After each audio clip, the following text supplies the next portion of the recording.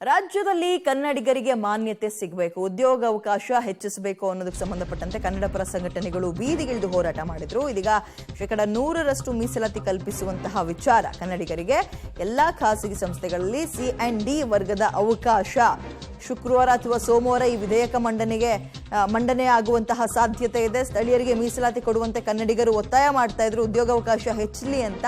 ಈ ಬೆನ್ನಲ್ಲೇ ವಿಧೇಯಕ ಮಂಡನೆಗೆ ಸರ್ಕಾರ ಮುಂದಾಗಿದೆ. ಸೋಮವಾರ ಮಾಡುವಂತಹ ಸಾಧ್ಯತೆ ಇದೆ. ಬಗ್ಗೆ ಟ್ವೀಟ್ ಮಾಡಿ ಮಾಹಿತಿಯನ್ನು ಕೂಡ ಹಂಚಿಕೊಂಡಿದ್ದಾರೆ CM Siddaramaiah. Very good move ಇದು. ಕನ್ನಡಿಗರಿಗೆ ಇದರಿಂದ 100% ಮೀಸಲಾತಿ ಕೊಡಬೇಕು ಅಂದ್ರೆ ಅದರಲ್ಲೂ ಕೂಡ C&D ಅಂತ ಬಂದಾಗ ಮೊದಲ ಅವಕಾಶ, ಆದ್ಯತೆ, ಮಾನ್ಯತೆಯನ್ನ ಕನ್ನಡಿಗರಿಗೆ ಕೊಡಬೇಕು ಅಂತ. ಕನ್ನಡಿಗರಿಗೆ ಉದ್ಯೋಗದ ಮೀಸಲಾತಿ ಮಸೂದೆಯಲ್ಲಿ ಏನಿದೆ ಅಂತ ನೋಡೋದಾದ್ರೆ ಆಡಳಿತಾತ್ಮಕ ಹುದ್ದೆಗೆ 50% ಕನ್ನಡಿಗರಿಗೆ ಆದ್ಯತೆ ಕೊಡಬೇಕು ಅಂದ್ರೆ ಇದು ಓದಿರೋದಕ್ಕೆ ಸಂಬಂಧಪಟ್ಟಂತೆ ಬರುತ್ತೆ. ಇನ್ನು ಆಡಳಿತೇತರ ಹುದ್ದೆಗೆ 75% ಅಲ್ಲೂ ಕನ್ನಡಿಗರಿಗೆ ಮಾನ್ಯತೆಯನ್ನ ಕೊಡಬೇಕು. ರಾಜ್ಯದಲ್ಲಿ ಮೊದಲು ಕನ್ನಡಿಗರಿಗೆ ಒಂದು ಮೀಸಲಾತಿ ಕೊಡಬೇಕು. ಆಮೇಲೆ ಈ ರಾಜ್ಯದ ಎಲ್ಲಾ ಕೈಗಾರಿಕೆಗಳಲ್ಲಿ, ಫ್ಯಾಕ್ಟರಿಗಳಲ್ಲಿ C ಮತ್ತು D ದರ್ಜೆ ಅಂತ ಬರುತ್ತಲ್ಲ, ಕೆಳ ಹಂತದ ದರ್ಜೆಗಳು, ಅಲ್ಲಿ 100% ಅಲ್ಲಿ ಯಾವ ಓದುಗಿದು ಕೇಳಲ್ಲ, ಕೆಲಸ ಕೇಳ್ತಾರೆ. 100% ಕನ್ನಡಿಗರು ಕೇಳ್ಕೊಂಡ್ರೆ ಕೆಲಸ ಅವ್ರಿಗೆ ಕೊಡಬೇಕು ಅಂತ. ಉಲ್ಲಂಘನೆ ಮಾಡಿದ್ರೆ ದಂಡ ಹಾಕ್ತೀವಿ. ಎಷ್ಟು? 25,000 ರೂಪಾಯಿವರೆಗೂ ಕೂಡ ದಂಡ ಹಾಕ್ತೀವಿ ಅಂತ ಹೇಳ್ತಾ ಇದ್ದಾರೆ.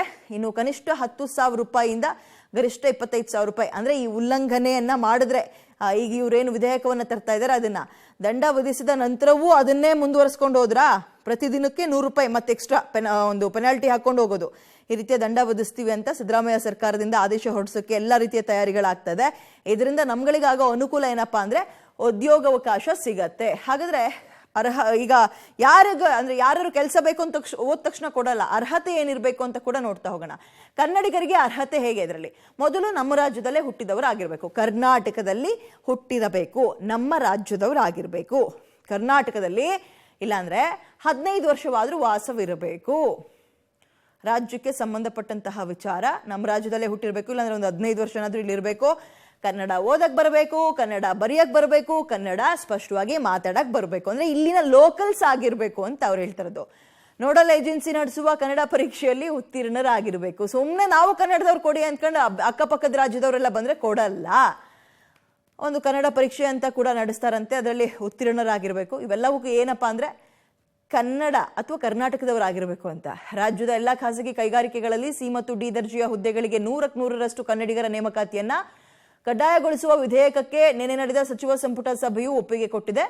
ಕನ್ನಡಿಗರು ಕನ್ನಡ ನೆಲದಲ್ಲಿ ಉದ್ಯೋಗ ವಂಚಿತರಾಗಿರೋದನ್ನ ತಪ್ಪಿಸಿ ತಾಯಿನಾಡಿನಲ್ಲಿ ನೆಮ್ಮದಿಯ ಬದುಕು ಕಟ್ಕೊಳ್ಳೋಕೆ ಅವಕಾಶ ಕಲ್ಪಿಸಬೇಕು ಅನ್ನೋದು ನಮ್ಮ ಸರ್ಕಾರದ ಉದ್ದೇಶ ಅಂತ ಸಿಎಂ ಸಿದ್ದರಾಮಯ್ಯ ಕೂಡ ಟ್ವೀಟ್ ಮಾಡಿದ್ದಾರೆ. ಇನ್ನು ಇದಕ್ಕೆ ಸಿಎಂ ಮಾತ್ರ ಅಲ್ಲ, DCM DK ಶಿವಕುಮಾರ್ ಕೂಡ ಒಂದು ಇದೇ ವಿಚಾರಕ್ಕೆ ಸಂಬಂಧಪಟ್ಟಂತೆ ಪ್ರತಿಕ್ರಿಯೆ ಕೊಟ್ಟಿದ್ದಾರೆ. ಕರ್ನಾಟಕ ರಾಜ್ಯದಲ್ಲಿ ಕಾಂಗ್ರೆಸ್ ಸರ್ಕಾರ ಕನ್ನಡಿಗರ ಸ್ವಾಭಿಮಾನವನ್ನು ಎತ್ತಿಡಬೇಕು ಅಂತೇಳಿ ಅಧಿಕಾರಕ್ಕೆ ಬಂದಿದೆ. ನಾವು ಖಾಸಗಿ ಬೋರ್ಡನ್ನು ಹಾಕುವಂಥ ವಿಚಾರ ಇರ್ಬೋದು, ನಮ್ಮ ಎಲ್ಲ ಅಂಗಡಿಗಳ ಮುಂದೆ ಏನು ಬೋರ್ಡ್ ಹಾಕಬೇಕು ಅನ್ನೋದು ವಿಚಾರ ಇರ್ಬೋದು, ಧ್ವಜ ಬಳಕೆ ಇರ್ಬೋದು, ಭಾಷೆ ಬಳಕೆ ಇರ್ಬೋದು, ಸಂಸ್ಕೃತಿ ಇರ್ಬೋದು, ನಮ್ಮ ಕಡತಗಳಲ್ಲಿ ಕನ್ನಡ ಉಪಯೋಗಿಸುವಂಥದ್ದು ಇರ್ಬೋದು. ಹಾಗೆ ನಮ್ಮ ರಾಜ್ಯದಲ್ಲಿ ಎಲ್ಲೆಲ್ಲಿ ಉದ್ಯೋಗಗಳನ್ನು ಸೃಷ್ಟಿ ಆಗ್ತಾ ಇದೆ ಮುಂದಕ್ಕೆ ಅವೆಲ್ಲ ಕೂಡ ಕಡ್ಡಾಯವಾಗಿ ಇಷ್ಟು % ಕನ್ನಡಿಗರು ಇರಬೇಕು ಅನ್ನೋದು ನಮ್ಮ ಆಸೆ. ಆ ದೃಷ್ಟಿಯಿಂದ ಇವತ್ತು ನಮ್ಮ ಕನ್ನಡಿಗರಿಗೆ ಮಿನಿಮಮ್ ಇಷ್ಟು % ತಗೊಳ್ಬೇಕು ಅಂತೇಳಿ ಮೊನ್ನೆ ತೀರ್ಮಾನವನ್ನು ನಮ್ಮ ಸರ್ಕಾರ ಮಾಡಿದೆ.